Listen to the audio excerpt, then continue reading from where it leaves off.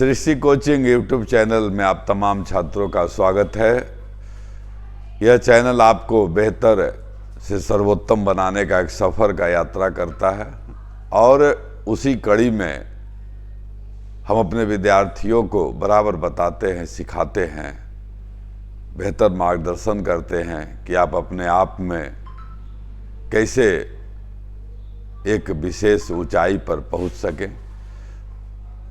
अधिकांश विद्यार्थी इस तरह के होते हैं जिनको लगता है हम ऐसा नहीं कर सकते हैं, लोग हमको क्या कहेंगे, लोग क्या सोचेंगे, इस तरह का भाव आता रहता है।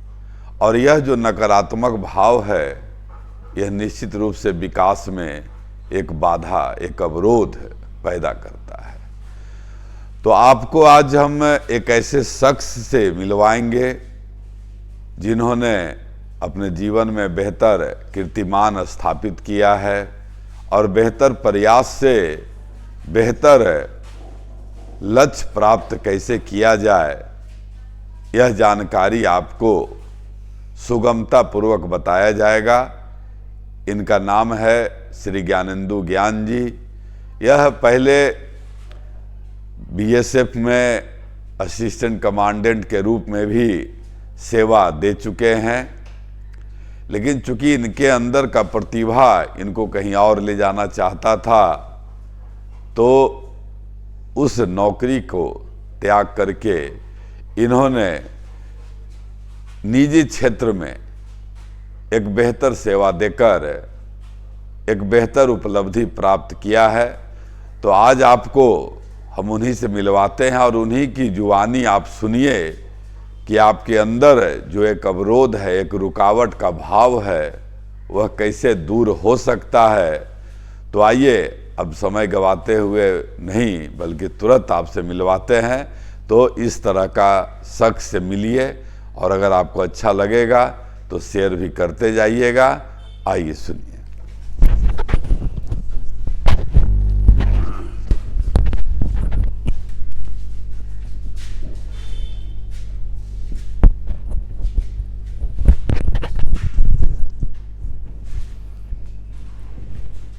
नमस्कार साथियों, आज आप सबसे मिलकर बेहद खुशी हो रही है मुझे। मैं सबसे पहले धन्यवाद देना चाहूँगा पुष्पेंदु जी को, जो उन्होंने मुझे इस मंच पे बुलाने का मौका दिया है। बहुत अच्छा मौका है मेरे लिए आप सब लोगों से बातचीत करने का, अपने पुराने 25 साल के अनुभवों को आपके सामने पेश करने का। दरअसल एक छोटी से वाक्य से आज की बात शुरू करना चाहता हूँ। आज दोपहर की बात है, मैंने एक सुंदर सा वाक्य एक जगह लिखा हुआ दिखा, you are bigger than what you think, you are bigger than what you think. इसका मतलब क्या होता है? इसका मतलब संक्षेप में यही है कि जो आप अपने बारे में सोचते हैं उससे आप कहीं बड़े हैं, आप उससे कहीं विशाल हैं, कहीं विराट हैं। तो इसी वाक्य की चर्चा करना चाहता हूं, आपको इसके बारे में कुछ सिखाना चाहता हूं। अक्सर ऐसा होता है, मेरी बहुत सारी छात्रों से मुलाकात होती है, बातचीत होती रहती है। उस बातचीत के दौरान मैं ऐसा महसूस करता हूँ कि वो ये कहते हुए पाए जाते हैं, सर मैं क्या करूँ, मैं तो गांव से आया हूँ, ग्रामीण परिवेश में पढ़ा बड़ा हूँ, हिंदी माध्यम से पढ़ा हूँ, अंग्रेजी में मैंने पढ़ाई नहीं की है। तो ऐसे में मैं कैसे कोई भी कंपटीशन को, कोई अच्छे कंपटीशन में कैसे सक्सेस हासिल कर सकूँगा। पर मेरा ये कहना है कि आप ध्यान से सुने, ध्यान से समझें, आप निश्चित तौर पर आगे बढ़ सकेंगे।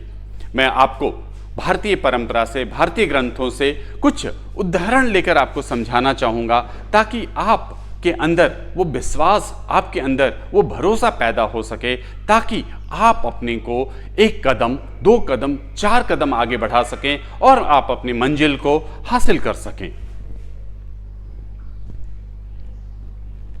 अक्सर यही होता है, आप इस फोटो में देखें कि कैसे ये बच्चे आपस में परेशान हो रहे हैं। वो बहुत उनके दिमाग में आ रहा है, समझ नहीं आ रहा कि क्या करें क्या करें। तो इसलिए मैंने कुछ जो उदाहरण है वो भारतीय ग्रंथों से लिया है, ताकि आपको अच्छे तरीके से समझ में आ सके। तो सबसे पहले मैं आपको रामचरितमानस से एक उदाहरण लेना चाहता हूँ।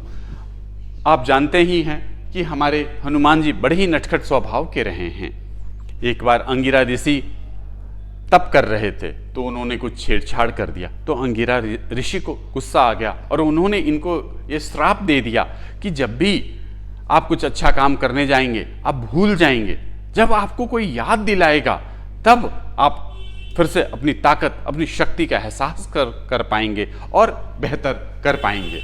तो ऐसा ही जब वो बालक हनुमान धीरे धीरे बड़े हुए, जब धीरे धीरे बड़े हुए और आपको मालूम ही है कि माता सीता का रावण ने अपहरण करके लंका में रख दिया, तभी ये तय हुआ कि अब समंदर को पार करके लंका कौन जाए। तो सबसे अनुभवी वृद्ध जामवंत थे। जामवंत से कहा गया, महाराज आप समंदर को पार करके जाएं और माता सीता को लेकर आएं। जामवंत जी ने कहा, मैं तो बहुत वृद्ध हो चुका हूं, मैं तो इतने बड़े समंदर को पार कर नहीं सकता।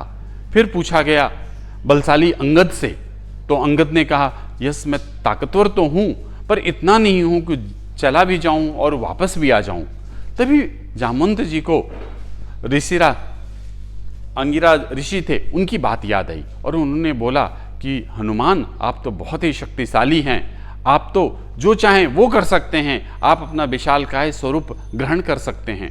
तो हनुमान जी ने अपनी पुरानी ताकत को याद किया और उन्होंने बोला कि जरूर मैं इस कार्य को पूरा करूंगा। अपने विशाल स्वरूप को भी उन्होंने दिखाया और उसके पश्चात वो समंदर को क्रॉस कर गए।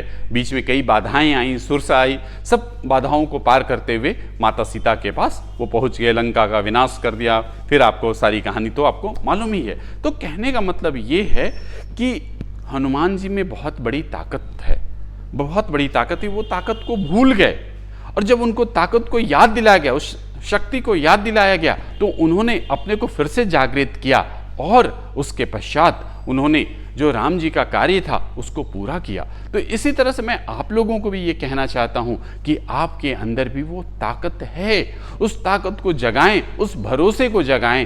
तो जाहिर सी बात है कि आप छोटे नहीं, बड़े बड़े जो प्रतियोगी परीक्षाएं हैं उनको आप जरूर अच्छे तरीके से क्रैक कर पाएंगे, उसमें आप सफलता हासिल कर सकेंगे।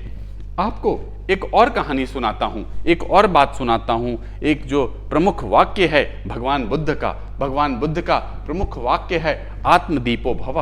आत्मदीपो भव का अर्थ क्या है? इसका अर्थ ये होता है आप अपना दीपक स्वयं बने, यानी कि आप अपने में भरोसा पैदा करें, आप अपने बारे में ये सोच बनाएं कि आपके अंदर जो इच्छा है उसकी पूरी करना है, उसके लिए जो जरूरी मेहनत है वो करना है। तो निश्चित तौर पर आप जरूर ऐसा कर पाएंगे। इसलिए आप अपने अंदर किसी भी तरह की कोई भी हीन भावना न रखें, बल्कि लगातार निरंतर कोशिश करते रहें। आप अपना दीपक स्वयं बने, आप अपना रास्ता स्वयं तय करें। निश्चित तौर पर मैं बताता हूँ, मेरे पिछले 25 साल का अनुभव ये कहता है कि अगर कोई भी व्यक्ति जिसने मन में ठान लिया है कि वो कार्य को जरूर पूरा करना चाहेगा, आपके लिए वो कार्य है प्रतियोगिता परीक्षा में सफलता हासिल करना, तो सफलता के लिए आप लगातार प्रयास करते रहें, आप जरूर सफलता हासिल करेंगे।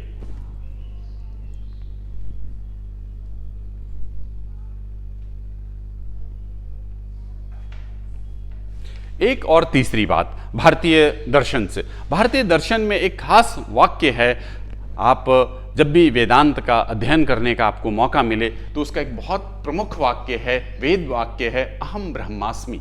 इस महावाक्य का अर्थ क्या है? इसका अर्थ ये होता है कि ब्रह्म और जीव एक ही है, यानी कि आप अपने को एक छोटे से स्वरूप के रूप में मानते हैं। आप कतई ऐसा ना माने, बल्कि आप अपने को ये माने कि आप उस परम ब्रह्म के ही तत्व हैं, यानी कि आप में वो सारी संभावनाएं हैं, सारे पोटेंशियल्स है। जरूरत केवल क्या है कि आप अपने को मजबूती से उभारें, प्रकाशित करें और कोशिश करें। निश्चित तौर पर आपको सफलता हासिल होगी।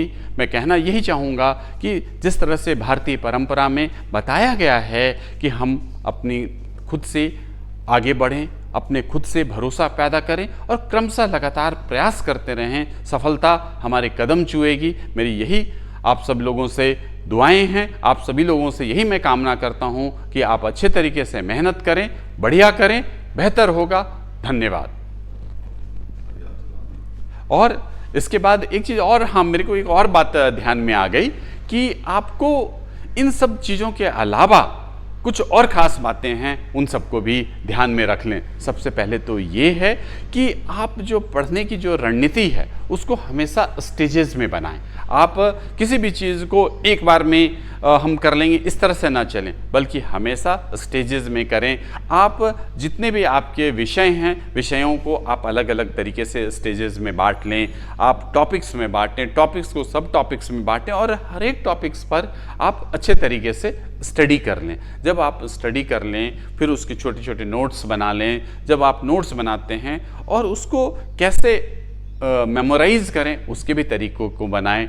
दूसरी बात उसमें और ध्यान रखें कि आप अक्सर ये कोशिश करें कि बाद में दोबारा बोल देंगे दोबारा बोल देंगे, कोई बात नहीं। अब ये तो ऐसे वो एडिट भी हो जाता होगा, बंद कैसे करता है बाबू, इसका बंद करने का भी होगा।